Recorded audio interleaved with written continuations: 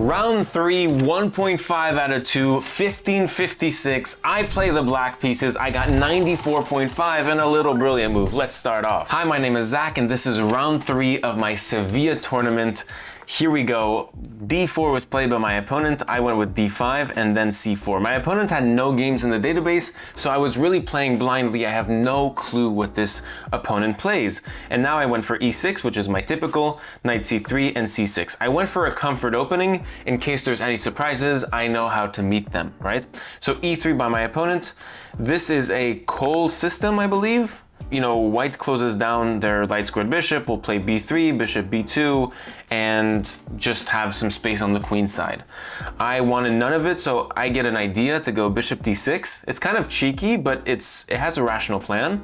So my opponent goes knight f3, and this marks the opportunity for me to do a very special pawn structure in chess that weakens this square, very notorious for weakening the e5 square, and that is the Dutch stone wall. I go f5 with this pawn structure forming right before your eyes, and the idea is to control this e4 square so that white doesn't go e4 in the game and open up in our face. Yes, the e5 square, and by extension of that, the e6 pawn are weak. This bishop is just that much more sad, but it has her goal to go bishop d7, bishop e8, and revitalize on h5, and this knight will hop to f6 and then hop to e4. So those are the plans. Bishop d3, knight f6, and now knight e5 was played. The idea is that on knight d7, I think white meets this with f4 with a really good stronghold in the center, and now my knight is not feeling special on e4 because there's a knight on e5. And if I take, well, rule number 1 of the Dutch stonewall is you don't give up your dark squared bishop, because it's the only bishop that can control your dark squares, because all your pawns are on light squares. So you want a bishop that can just flow between those squares that are not controlled. And so I would never give up this bishop, although I did think of it during the game. I just castled, my opponent castles, and then I go bishop d7. It's classic, bishop b8, bishop h5, and then later on I'll go with knight bd7 to develop my knight, to put pressure on this, to force f4, and then to go knight e4. So bishop d7, my opponent goes with a3 with an obvious plan of b4 and storming the queen side. So look, I gotta do what I gotta do. I gotta prevent that. So I go a5 to prevent it, and then c5 is played, which for me is inaccurate because it's committal. It's very committal. And if you can't play b4 in time, I go with b6, and I'm hindering your pawn structure a little bit. So I go bishop c7, queen c2, and then I go bishop e8, just for the idea to go bishop h5 or something else. My opponent goes bishop d2, and now I can go, aha, bishop e8. Threatens a little something behind the scenes. After bishop e8, I have vacated this d7 square. And now, after repeatedly looking into this trade, I can finally do it and win a pawn. And so I play bishop takes e5 to my opponent's surprise. To my opponent's surprise, because I could have taken that knight for the past 6-7 moves and only now do it. Because now, since the c pawn has been pushed, the d7 square has been cleared, on d takes e5, I need to move my knight, but I don't go to g4 like I've planned before, I go to d7, forking these two pawns, and somehow the white pieces can't defend both. Now, white has what you call in chess compensation for the pawn they will lose, only you have to find the line in which you obtain that compensation on the board. And it goes as follows, which I saw, but I was still willing to go a pawn up for the damages. Knight a4, giving the e5 pawn, this is forced pretty much, unless black does not want to be a pawn up. Knight b6, putting my rook in an awkward square on a7, this is forced, and now b4. Well, I thought I was just gonna go back and trade knights and live happily ever after, but after takes, it's not so obvious. Like white won a pawn back, I can't go e5 because of bishop f5, and I have problems here. My opponent did not see that and played f4, strongholding this pawn in the center, but giving this one kind of with a tempo because I kind of want this bishop on d3. My opponent goes bishop e2, and now I go for a masterpiece, positional masterpiece, a classic really, that establishes my power in this game. And claims the advantage, basically. And that is the move a4. So now I'm a pawn up fully, but a4 claims that I'm a pawn up and pretty much in a half by the fact that I'm binding this b2 pawn here with the power of one pawn and a knight.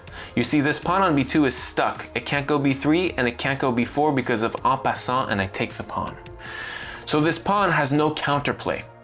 And what that means is that when I rush my pawns in, you have less than one pawn to defend against my pawn rush. So this is a super, super nice move. Rook ad1, because I was threatening probably knight b3 with attacking the rook, and then b5, and then my pawns are so nice. And here I can't play b5 to really stronghold this with the idea of knight b3, because there's a tactic, the knight takes b5. And now there's a discovery on this knight, and after takes, queen takes, and it's all equal, so you cannot blunder in these positions.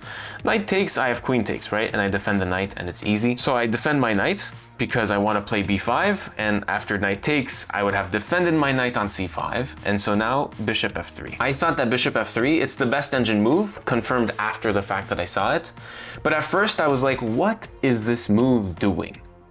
Like, this is a joke to me. But then I gained so much respect for it.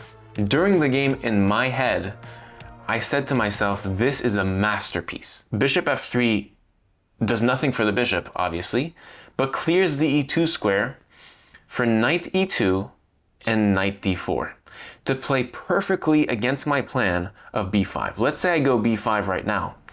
Knight e2, rook c8 to defend my pawn and threaten knight b3. Now knight d4 is super, super hard to meet. I have to go like queen e7, and on this, my knight is pinned. And also the knight going to e2 clears the diagonal for the bishop to go to b4 and literally slam my knight into a pin and attack it fiercely. So like, I'm low-key panicking on bishop f3, and I think 10-15 minutes at this point. Like, seriously, like, I need to convert this pawn up. I am not losing this game. What do I do? I don't want to be egotistical, but I think this is one of my nicest plans that I've come up with since coming back to chess. And let me tell you, I thought at the time, I still kind of think so, that it's a grandmaster type of move. It certainly belongs in a book like Strategic Play by Jacob Agard, if you know the book, which is a very hard book. And I go g5 here. g5 is amazing for so many reasons. First of all, on the knight e2 plan, you lose for g4. That's just like a little detail of why that's really nice. On takes, I was planning knight takes. I went behind my opponent, I went up from my board, went behind my opponent, and I saw that this works. So I was like, whoa, I'm not gonna take on e5 finally.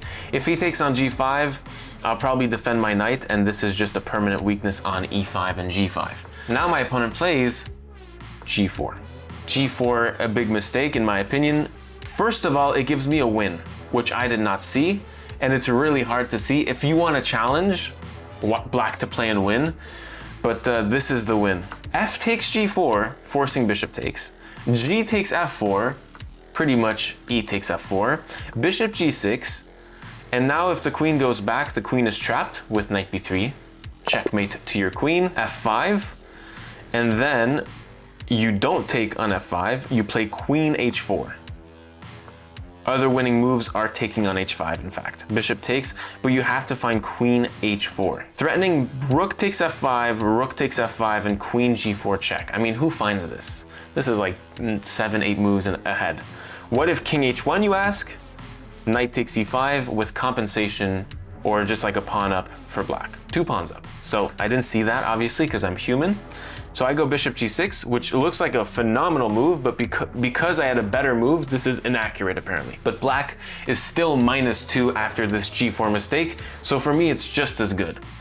I'm threatening takes with a double attack, winning a bishop, and like, it's hard to defend against that. You pretty much have to take on g5, it's forced here.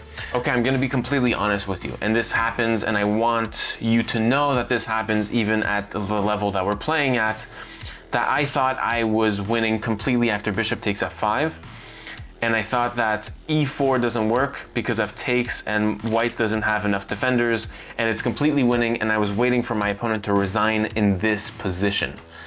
Because even if queen c1, it's GG's, checkmate to your queen. I don't know if I forgot. I don't know if I forgot the laws of chess, the physics of chess, but on e4 here, the queen, which was previously attacked, is now defending this pawn. So kind of like a mind bend in my mind. And now I don't have enough pieces to take this. It's trading in chess, but white just has a superior position here. So now I have to take a moment here and find the only move that's better for black. Pause the video to solve if you want to challenge yourself. And here, bishop t6 I looked at d takes. But finally, this tempo move, bishop h3, is extraordinary. Here, I'm clearing my bishop. A lot of clearance moves this game, really. I'm clearing my bishop to double attack this f4 pawn. And it's on tempo to this rook. White has some options, but let's say rook f2, I can just take here and be clearly up 2 pawns. So this is forced to defend this f4 pawn a second time with the rook. And so now, from here on out, or from before bishop h3, I see some goodies.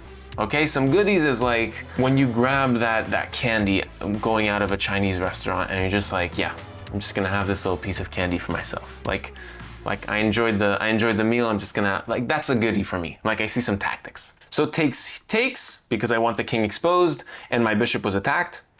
And now I go for what I call an absolute masterpiece. Yours to judge in the comments. If it's trash, tell me it's trash, please. I don't want any sugarcoating, but I played d4 in advance. First of all, for these pawns to look stupid. Second of all, knight e2 is not possible. Let's play it on the board because of d3 and I win, GG's. And this knight is forced to go to a remarkably dumb square, b1 or a2, which happened in the game.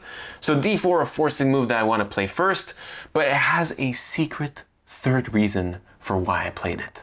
And the third reason is so advanced, I can't even begin to explain it now. It's just easier if I explain it in 4 or 5 moves. So after d4, knight a2, I take on f4. If rook takes, I have queen g5 check and I pick up the rook. So I hope my opponent doesn't play that. Like, if you do anything else here, let's say you go rook f2 to double the rooks. Oh yeah, this is what I had. Not rook f2, bishop f4. If bishop f4 attacking this twice and pinning my knight, check, king h1, and takes, defending this, all at the same time. It's like a puzzle. Like, I won the game here. It's beautiful. So here, I was scared of king h1 because I don't have this anymore because of rook here. Ouch, right? So I have to find like d3 or queen h4 here to maintain the pawn on f4. And then on bishop b4, I have b6 to defend, right? So I was fine there, but I was a bit scared of this. But there's a third move we haven't looked at, you guys. And his bishop takes at f4. Black to play and win. I'm sure you can find it. I want you to find it. Feel good about yourself. Find the solution. Here I almost play it immediately. I mean, if my opponent is in the comments, he will tell you that I took 30 seconds to a minute. Rook takes f4. A brilliant move. He sacrifices the rook. The rook! Rook takes f4, attracting a weak piece to this square. And now queen g5 check, forking these 2 pieces. Forcing this king to go to f3, otherwise you're down a piece. If you go here, I take and I'm up a full piece, GG's. King f3, and now you know why I played d4. I played d4, so you couldn't take on f4, so that if you did take on f4, I could sack my rook on f4, so that if you took back my rook on f4, I had queen g5 check, king f3, and now knight takes e5 check, and you cannot hold on to this rook anymore because king e3, the d-pawn takes up e3. So now at least I take this rook, but this knight hangs, so I have to look for that. At least, I have d3 check. You have to sack your rook again, and now here I'm up a piece and I'm gonna win. Like, at least I have this, right? Defending my knight, and it's all good. I win the rook anyways. But here I have something so beautiful that I calculated it and it worked anyways. It worked on 2 variations. I'll show you both. Queen takes f4 works anyways, sacking the knight. And let's look at 2 variations white has. Number 1 is taking this knight.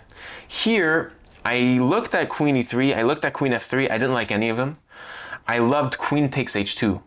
Because here my knight and my pawn work together so effortlessly. so nicely actually, to create like kind of a wall against this king. And that's why this horizontal check works. Like scientifically speaking, the king has to go down now and has two options. On king f3, I have queen h1 check, which is a skewer. Video on the skewer 5 videos ago if you want to practice them. King e2 is forced to defend, and now I have check. And because of this heater here, this wall, the king is forced back and I have checkmate on f3, beautiful. There's a second option though, let's not be too cocky, king e1. Here I have queen g1 here, which on king e2, we know how it goes, queen g2 with mate. But on king d2 here, and the king is escaping, queen e3 check, forcing the king to c2, and d3 check, with the discovered attack on this queen winning the game. He didn't play this.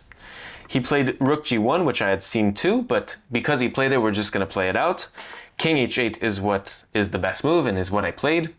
Here I'm threatening d3, and it's pretty over. If you don't take my knight, I'm up a piece, so now he takes my knight, and now black has a forced win. Queen e3 check. I'm forking these two pieces. You have to defend, otherwise if you go here, I take the rook with check and it's over. King f1, and there's something poetic about white threatening checkmate in 1 while I'm winning the game. So I'm winning by 1 tempo.